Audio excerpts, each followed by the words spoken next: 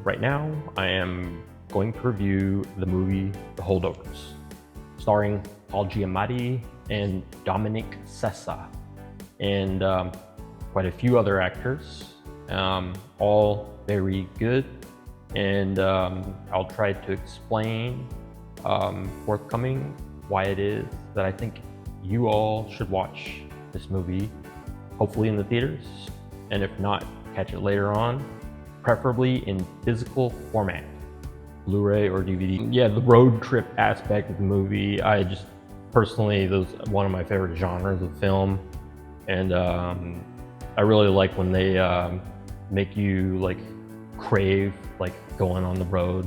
I mean, it's something that I just love to do in real life as well. And you know, the anticipation, and then the setup, and then we're there, we're traveling. What do they call that? The journey is more important than the destination. And we seem to live in a society where people are just so focused on the goal and attaining it, and kind of forget to stop and smell the roses, take a look around. I mean, the jet set society, it's just like fly through the clouds and miss all the scenery. So that's why I liked most about this movie was it just took its time and just made you really enjoy the little things.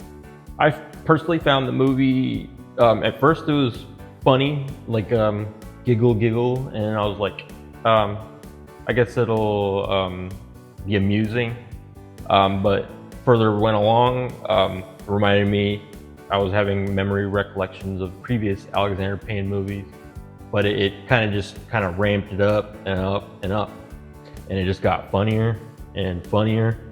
And I had some of those moments where, if I was drinking milk, it might have came out of my nose. But I like that, especially if I'm watching a funny movie. There's nothing wrong with laughing. I mean, they have those black comedies where you laugh at like bad situations that people are in, and those can kind of make you feel a little uncomfortable because it's kind of like you're finding humor in other people's pain. But Alexander Payne, he doesn't go there. His humor is more of the type in this film and in all of his films. It's kind of it gets under your skin. It's like comes from a caring place, and that's why it can be so funny, because they say real life, you can't make things up. It's more interesting than anything you can make up, kind of what they say.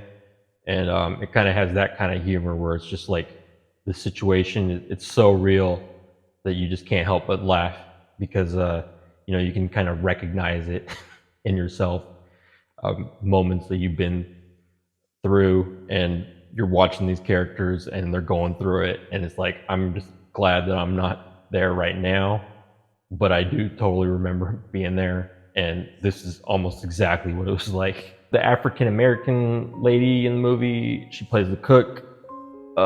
She, at the start of the movie, they have a big service. They're about to release the kids on winter break, and it's a sad bit, but they do a good job of handling it.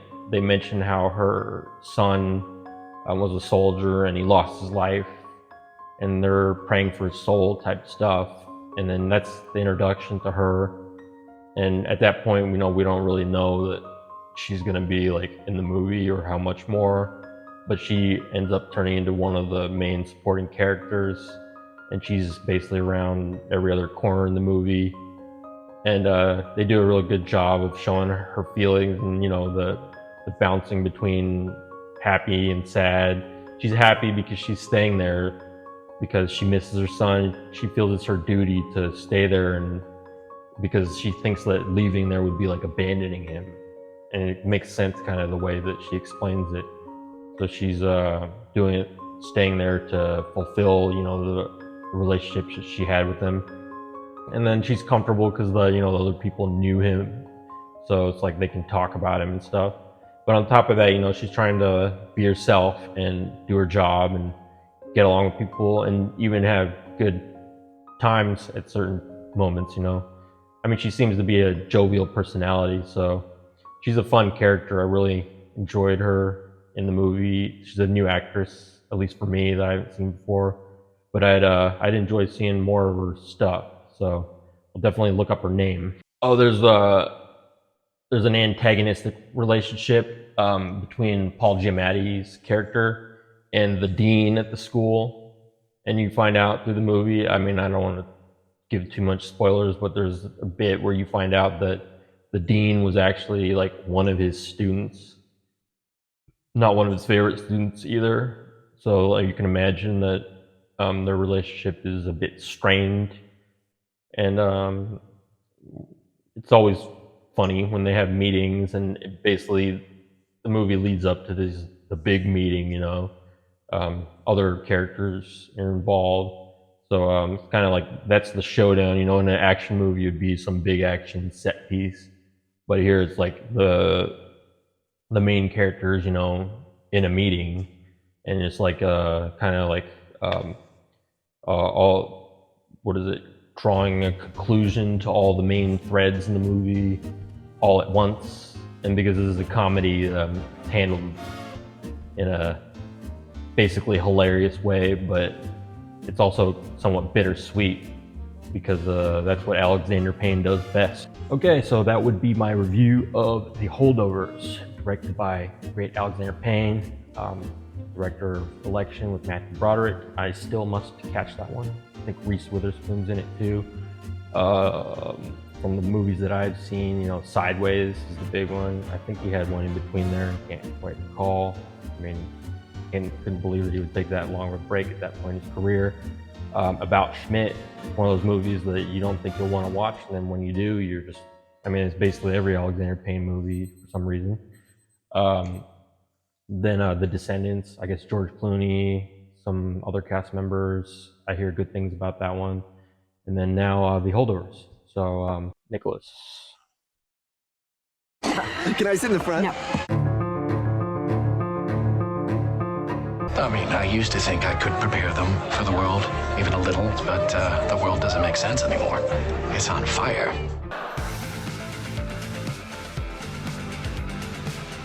For so long, I've always wanted to be different. And now I realize I just need to be myself. You got me that beautiful smile. This is Davine Joy Randolph, a powerhouse performer who's made a name for herself in projects like Dolomite Is My Name, Only Murders in the Building, and she's won an Oscar for her performance as Mary Lamb in The Holdovers. Davine won an Oscar for playing Mary Lamb, a cafeteria manager at a prep school who makes an unlikely connection with a grumpy history teacher and a troubled teenager in The Holdovers. Oh, is that an actual compliment? Although she's a great source of comic relief at times, she's also dealing with the loss of her son in the Vietnam War. He said, "Hey, Ma, look at the upside.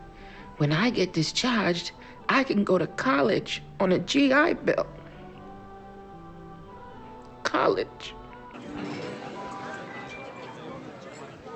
Mary? Well, hello. Sorry I'm late. We're just happy to see you. Madame, the menu? Oh, thank you. Hello, ma'am. Would you like a cocktail to start? Oh, no, I'll just take a cup of tea. Oh, come on, have a cocktail. No, a cup of tea is fine. I've eaten already. And you gentlemen, did you save room for dessert? Yeah, what's that? That's our signature dessert, Cherry's Jubilee. That sounds great. Bring the young vandal here, Cherry's Jubilee. I'm afraid I can't. The dish contains brandy. Same deal with the bananas Foster. Yeah, but doesn't the alcohol just burn off? It's still against the rules, ma'am. Fine. I'll order the Cherry's Jubilee. We can share it. I can't allow that either. Can we say it's his birthday? It's my birthday. Oh, happy birthday, young man. Let's get you a slice of cake or some other age-appropriate dessert. Christ on a crutch. What kind of a fascist hash foundry are you running here? Excuse me, ma'am. Do you by chance have cherries? Yes. Great. And do you have ice cream? Yes. Fantastic. Can we please get cherries and ice cream to go? And the check. Right away. Bitch.